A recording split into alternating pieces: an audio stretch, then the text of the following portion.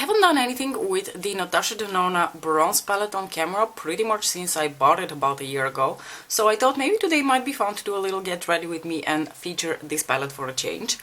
I am going to also do the rest of my makeup with you, so you know, this is going to be more like a get ready with me kind of style. I'm going to start off by applying my eyeshadow primer. This is the MAC 24-Hour Extend Eye Base. I really like this eyeshadow primer. I've been pretty loyal to it for the past several years. For brows, I'm going to do the usual. I'm going to take my L'Oreal Brow Artist Plumper, and honestly, it's like a little mascara for your brows. I don't really do anything extravagant to my brows already for several years. Ever since I discovered this product like 2 or 3 years ago, I haven't really had the motivation to use any of my other brow products, and the only reason I every now and then will use the ABH brow powder is just for the sake of panning it. I basically do only this brow mascara thing because, as you can see, I already have pretty thick eyebrows, and whatever else I apply to them just always looks too much. And what I really like about this product is that I can just kind of like comb it through my brows. I like to comb my brows in an upwards direction, a little bit like that laminated brow kind of effect, but without it really being that strong. Next, I'm going to take my strobe cream from MAC, and I'm going to use that to highlight underneath my eyes, more like to hydrate extra underneath my eyes. I really like this product, not as much as the Glow Last by Auric, but enough to use it on a regular basis as a alternative to the Auric Glow Last. I'm going to take my little mini base brush. Oh, that reminds me to ask you guys, did any of you like order now on the second round of the Fusion series from Sonia G? Because I told you this whole story where I didn't have to, but I decided to purchase 3 brushes instead of 2 because I did not want to pay $20 for shipping. Beautylish now wants people who order from the Netherlands to pay a flat rate of $20 for shipping on orders below $150, which is a pretty outrageous amount of money. So I thought, okay, I'll just add another brush to get to the 150 mark and get the expedited shipping. I ordered those brushes, when was it? I want to say last week, Wednesday or Thursday, and they only shipped today. That's crazy, right? What the fuck is that? Is that what we call expedited shipping these days? If I ship it within a month, it's expedited shipping? I don't get it. Did any of you have this experience if you ordered the brushes on the most recent restock? I'm really curious. I'm going to take my Bendy Avocado Concealer from First Aid Beauty to conceal, or not really conceal, but lighten underneath my eyes. I don't really need to conceal anything because luckily I don't have like dark circles around my eyes, so there's really not much to conceal. It's mostly to brighten up because I feel like the skin underneath my eyes can look pretty dull. Okay, you guys, I'm a little bit worried about this next step because I'm going to dip into a foundation that I haven't used in a really long time. I'm going to take the Hourglass Liquid Vanish Stick Foundation. I am pretty much this close to decluttering this foundation. I just want to put it up on sale, But before I do that, and because I don't think I can get anything close to the money that I invested in it, I think this foundation is something in the ballpark of 60 euros. And I've used it like not more than 15 times. So it's pretty much as good as new. I'm not going to get as much money for it if I resell it though, so I want to make sure that I'm not going to use it. It's just an extremely high coverage foundation, and I remember having to use like a tiny droplet for my whole face. I think something like this was enough to cover my whole face, but let's give it one last try before I completely make up my mind what I'm going to do with it, because it is just, it's so full coverage. I'm going to put like a tiny bit and work in small increments because I feel like this is just too high coverage for my taste. But you know what, maybe I will re-fall in love with it. I don't think I was ever actually in love with it. I just kind of bought it on a whim because I was going through a phase when I thought Hourglass makes the best base products. They don't, by the way. Both of their foundations are extremely high coverage. I don't know if they've made like more sheer type of foundation in the recent years. I don't really follow them very closely, but this foundation is ridiculously high coverage. So you can't just really like squirt a full pump and put that on your face. You're going to look like cake down very quickly. Okay, I think I managed to apply actually a pretty thin layer of this, and I like how it's looking. Okay, Hourglass Vanish foundation. Maybe you're going to stick around for now. Sticking with Hourglass, I'm going to take the Moodlight finishing powder from them as well. I am going to have a pretty long day today because I'm going to work in the morning, and then the afternoon is actually free because I don't know if I've ever told you that, but the city where I live hosts one of the, maybe even the biggest like walking event in the world. I'll tell you about it someday. It's called Vierdaagse. It's a really big deal, but we haven't really celebrated it for the second year in a row because it involves a huge influx of people, and I really miss it. I should really tell you about Vierdaagse someday, but for now I just wanted to say that because of Vierdaagse we have half a day off from work, and one of my colleagues and I are planning on hitting the city center in the afternoon to just have lunch there. For bronzer, I'm going to take this MAC bronzer. It is Delphic. It is one of their Studio Sculpting powders. I really love this bronzer. Unfortunately, it's a limited edition thing that is only available when they release it in a limited edition summer collection.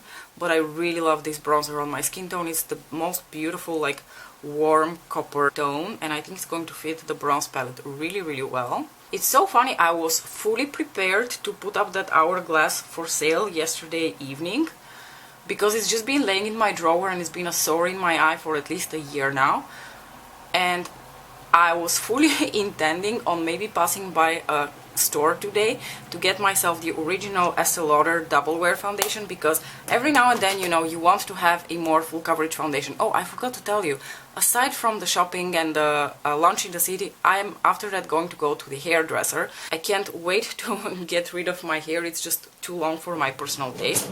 I know that for some of you maybe this is like the shortest you ever had your hair, but I am very used to having short hair, and this already is like super long for me. I hate it. Let's take an oldie but a goodie for a blush as well. This is slowly turning into a Shop My Stash without me actually having picked like a basket and officially doing a Shop My Stash, but it's like kind of an official Shop My Stash.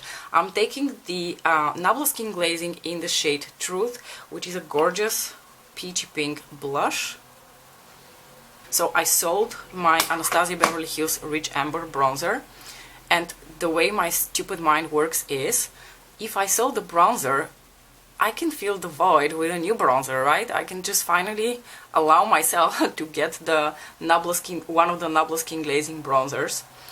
I'm probably going to get the shade Dune eventually, because I think that's the shade that will fit my skin tone the most.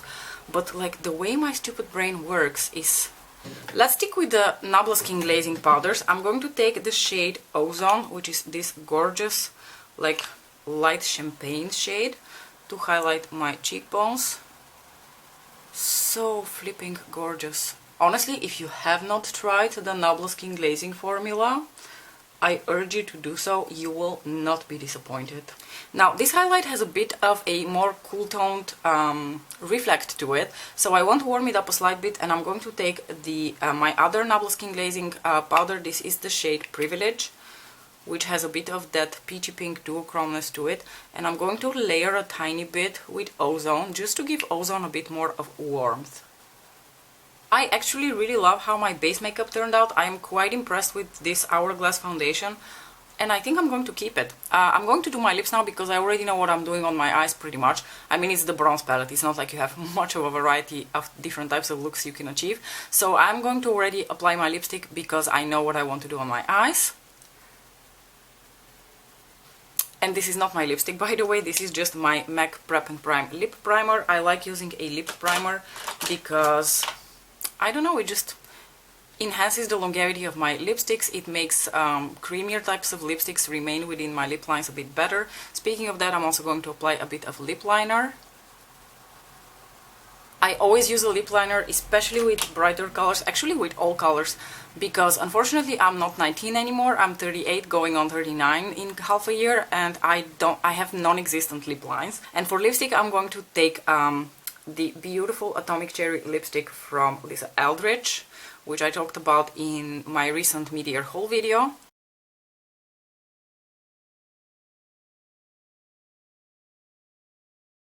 I wanted to demo this lipstick for you because I just wanted you guys to see it in action, because I talked about it, but I think it's easier when you see it. So this is what you get if you apply one layer. You get a bit of like a stain, but not a very opaque or vibrant color. But now what you can do is you can just go ham and apply and apply and apply until you're satisfied with the payoff.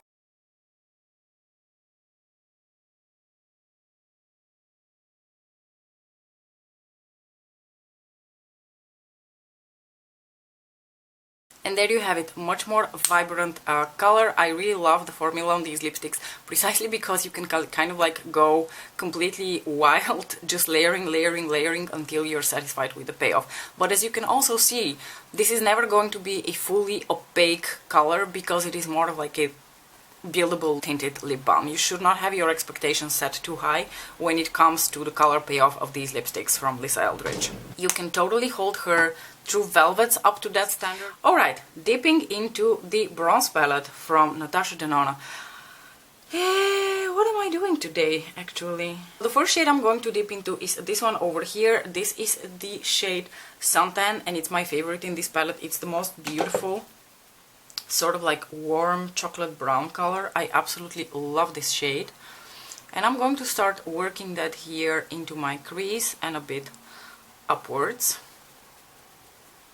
I've recently been trying to train myself not to do this when I am doing my like crease shade, because I notice in my videos that I will often do this in order to blend upwards here, and I get all these like little wrinkles here. I'm basically like contributing to getting wrinkles, so I don't want to do that anymore. So now I'm trying to like relax my eyeballs when I am doing especially my crease work, but it's really hard. It's like I actively have to think about not raising my eyebrows.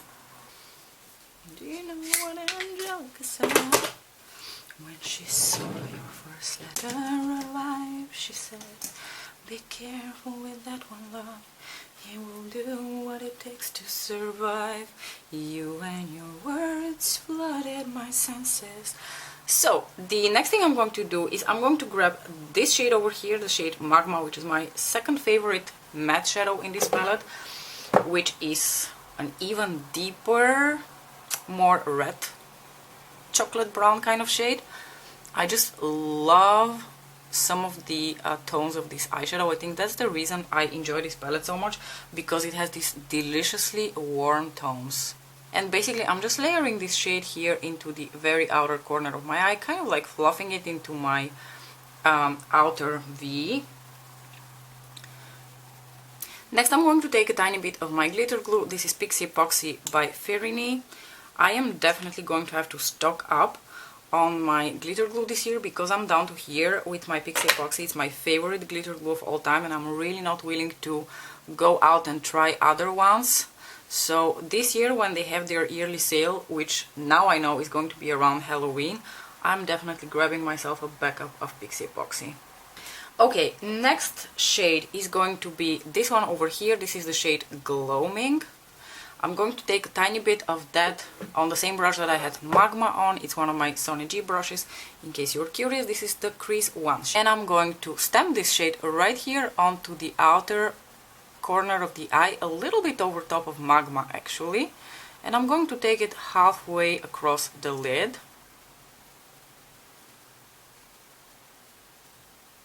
And the next shade I'm going to take is this one over here. This is the shade Silk, which is one of like the more sparkly shades in the palette. I really like the variety of textures that this palette offers. I think that's one of the things about the bronze palette that I enjoy slightly bit more compared to the Glam. The Glam doesn't have this many different options in terms of the textures. So I'm layering the shade right here into the inner corner of into the inner part of my lid, excuse me. And now on my inner corners, I'm actually going to try something a little bit wild. I'm going to take this shade, that is the shade Alloy, which is a bit of like an orange with like a golden green duochrome. And I'm going to try to use that as a inner corner highlight, because this palette doesn't really have an eyeshadow that's truly an inner corner highlight for me, so I kind of have to improvise here. I know I can grab something else, but I kind of want to see what happens if I use this shade. Now on my lower lash line, I'm going to basically repeat a little bit what I did on my upper lid, and I'm first going to take the shade Sundown and just apply like a light wash of that here using my big fluffy blending brush. Next I'm going to take a smaller pencil brush and go back into the shade Magma to apply that at the very outer corner of my eye right here. And honestly, if you wanted to, you could absolutely stop here and not apply anything else, but I am going to take a tiny bit of this gorgeous like bronzy red shade, the shade High Degree. I'm going to spritz that with Fix Plus and apply that here in like the more central portion and inner portion of the lid to meet up with Alloy. Having this bronzy look would not be complete if I didn't put my Kiko eyeshadow stick, which I don't know the name of, I don't know the shade of. It's an old limited edition collection from Kiko, and I am in love with like the bronzy half of this eyeshadow stick. I'm already deeply worried what will happen when I'm out of it. Popping it here in my waterline.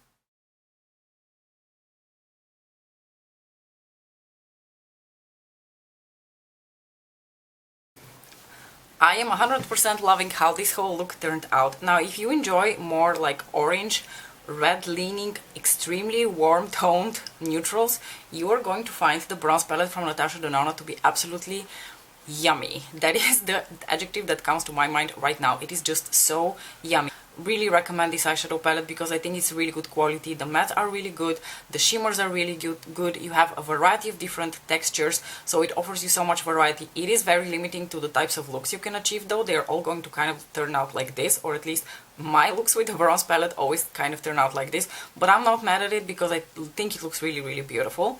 So yeah, this was pretty much the parade of like older types of products, a bit like a shop my stash type of situation.